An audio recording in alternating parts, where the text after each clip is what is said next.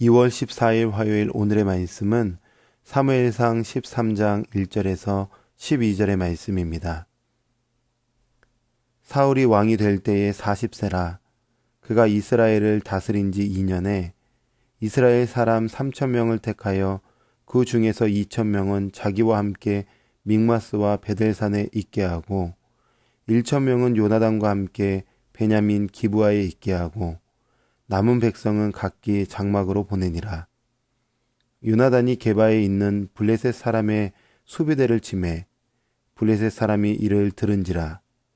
사울이 온 땅에 나팔을 불어 이르되 히브리 사람들은 들으라 하니 온 이스라엘이 사울이 블레셋 사람들의 수비대를 친 것과 이스라엘이 블레셋 사람들의 미움을 받게 되었다 함을 듣고 그 백성들이 길갈로 모여 사울을 따르니라.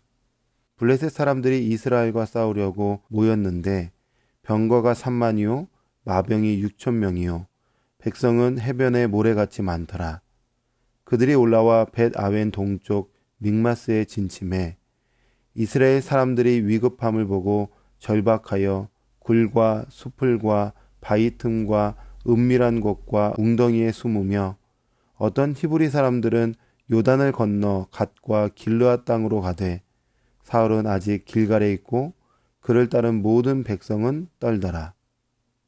사울은 사무엘이 정한 기한대로 이레 동안 기다렸으나 사무엘이 길갈로 오지 아니하매 백성이 사울에게서 흩어지는지라. 사울이 이르되 번제와 화목제물을 이리로 가져오라 하여 번제를 드렸더니 번제 드리기를 마치자 사무엘이 온지라. 사울이 나가 맞으며 문안하매 사무엘이 이르되 왕이 행하신 것이 무엇이냐 하니 사울이 이르되 백성은 내게서 흩어지고 당신은 정한 날 안에 오지 아니하고 블레셋 사람은 믹마스에 모였음을 내가 보았으므로 이에 내가 이르기를 블레셋 사람들이 나를 치러 길갈로 내려오겠거늘 내가 여호와께 은혜를 간구하지 못하였다 하고 부득이하여 번제를 드렸나이다 하니라. 아멘. 삶에는 언제나 위기가 찾아옵니다.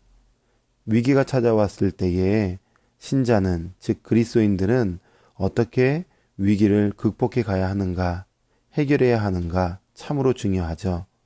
오늘 본문의 말씀은 위기를 만난 그리스도인들이 어떻게 위기를 지혜롭게 이겨내야 하는가에 대한 소중한 말씀이라고 생각합니다. 오늘 말씀을 통해서 그 답을 함께 얻기를 원합니다. 이스라엘의 초대 왕은 사울입니다. 사울 왕이 통치했던 시대 때는 참으로 혼란함이 많이 있었던 시대죠. 정복하느냐, 정복을 당하느냐의 싸움이 계속되었습니다.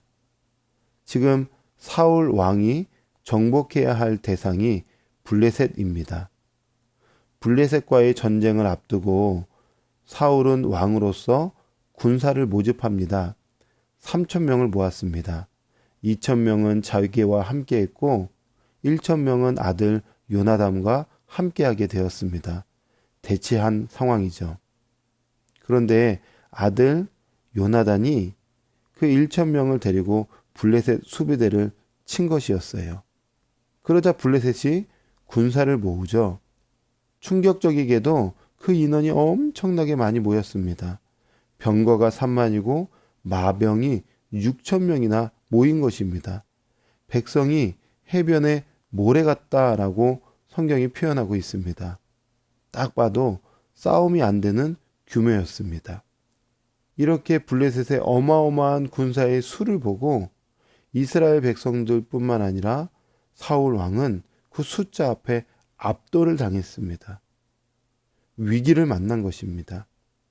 압도적인 숫자를 밀고 오는 그 블레셋 사람들의 수를 보고 이스라엘 백성들의 마음이 어땠을까요?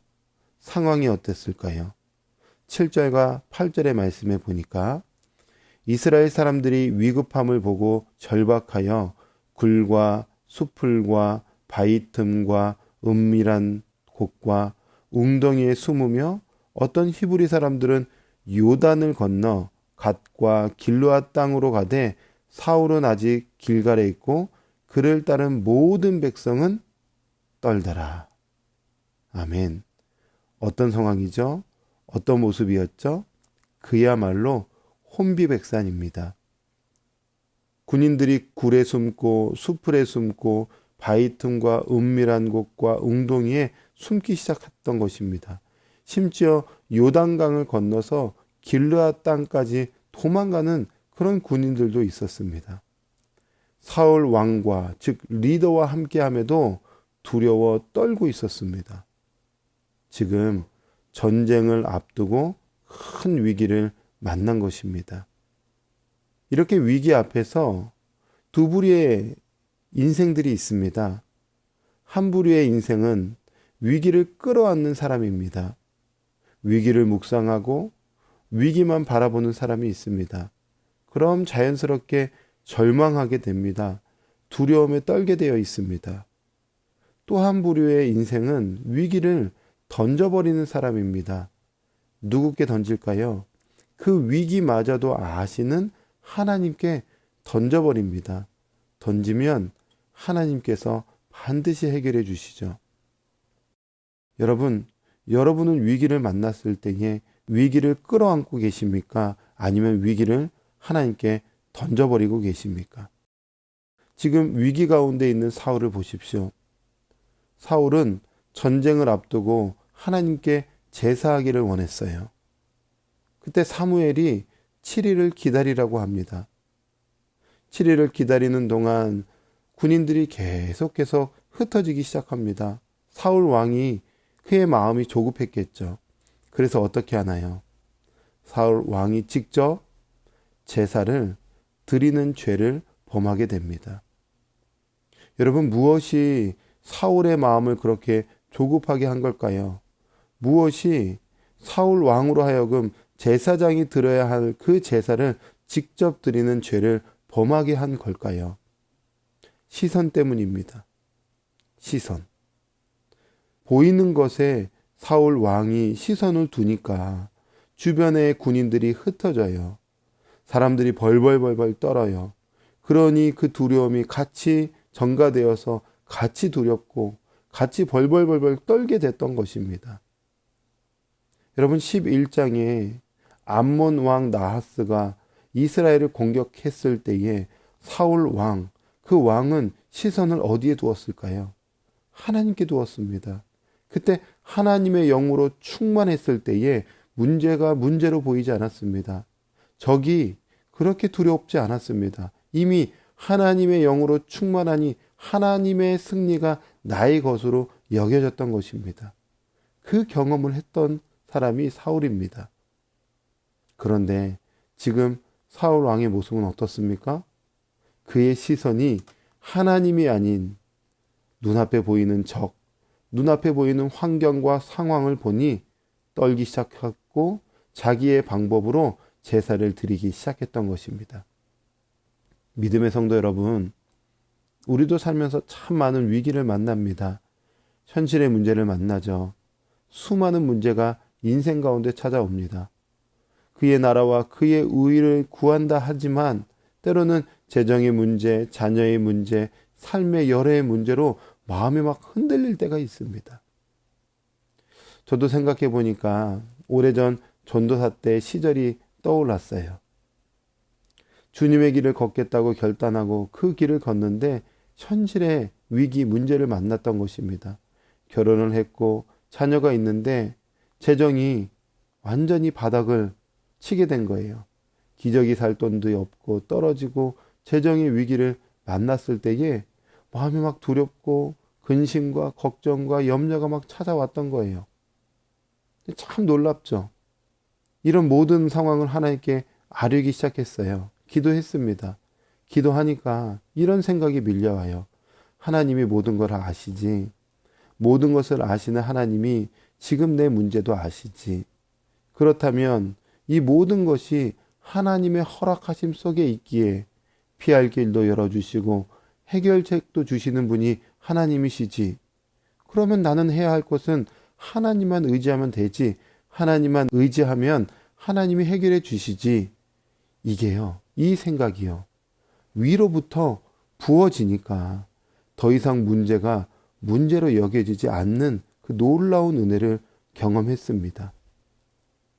시선이 계속 문제에만 두었다면, 위기에만 두었다면 근심이 쌓이고 염려가 쌓이고 불안에 떨었겠죠. 그러나 시선을 하나님께 두니까, 나의 영혼의 시선을 하나님께만 두니까 문제가 해결되더라는 것입니다. 위기를 뛰어넘는 은혜를 누리게 되더라는 것입니다. 믿음의 성도 여러분, 오늘 하루도 수많은 위기와 문제 앞에서 문제를 보는 것이 아니라 문제 위를 걸어오시는 그 주님께만 우리의 시선을 두고 하나님이 그 모든 것 가운데 하나님을 보여주시겠지, 하나님을 경험케 하시겠지, 이 은혜로 오늘도 주님과 함께 두 손 잡고 믿음의 길을 걸어가는 저와 여러분이 되기를 주님의 이름으로 축복합니다. 아멘. 기도하겠습니다. 하나님, 오늘도 귀한 말씀을 주셔서 감사합니다. 삶에는 끊임없는 위기와 문제가 찾아옵니다. 그 위기 앞에서 위기를 보는 것이 아니라 그 위기 위를 걸어오시는, 문제 위를 걸어오시는, 그래서 그 문제 속에서도 하나님을 경험케 하시는, 하나님의 놀라운 손길을 경험케 하시는 그 주님을 오늘도 경험하게 하시고 그 주님과 함께 걷는 귀한 하루가 되게 하시고 귀한 인생이 되게 하여 주시옵소서. 모든 것 감사드리며 예수님의 이름으로 기도합니다. 아멘.